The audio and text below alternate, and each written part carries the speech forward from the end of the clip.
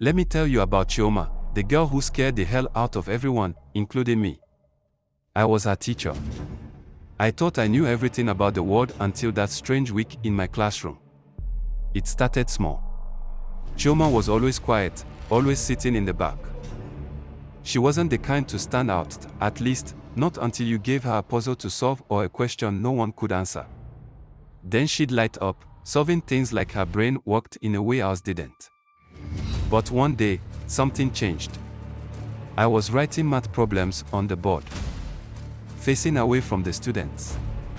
I heard a soft laugh. A girl's laugh, light and mocking. Chioma.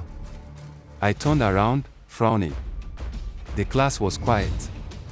She sat there, staring at me, her face blank. I didn't laugh, sir, she said, her voice calm. I went back to the board, but the laugh came again.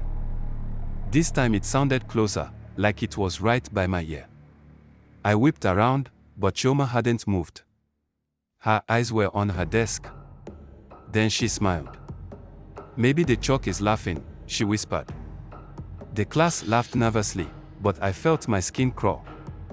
The next day, I gave the class a riddle.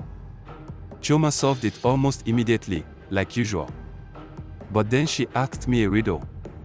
Sir, if a person sees the future but cannot change it, are they blessed or cursed? She asked. I laughed, thinking she was just being clever. Depends on the future, Chioma. Her face didn't change. You'll see.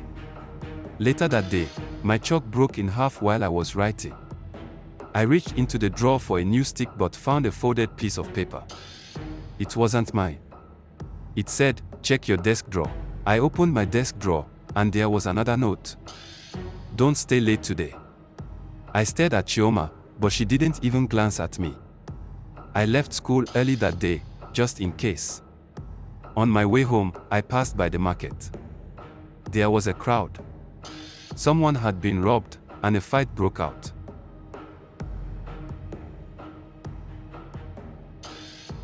A stray bottle flew into the street, shattering on the spot where I usually walked.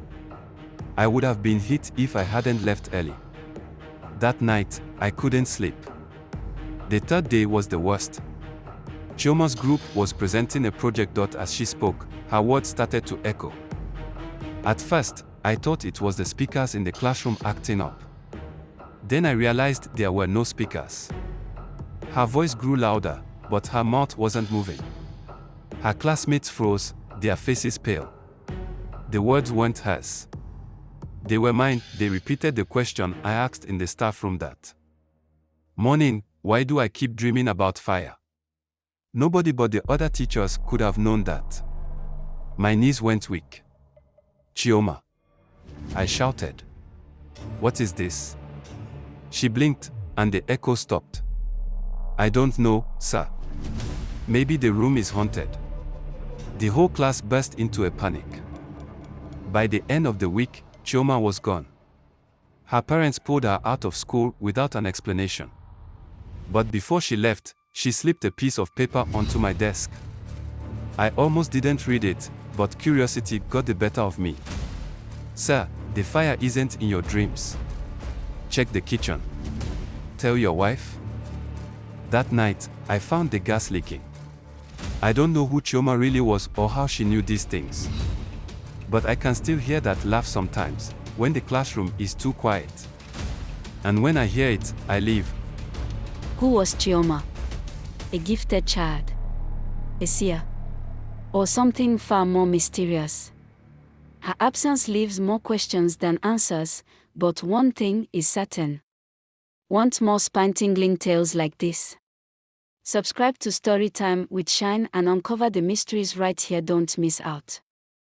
Don't forget to subscribe, like, share, and comment to follow me on this journey of mystery and discovery.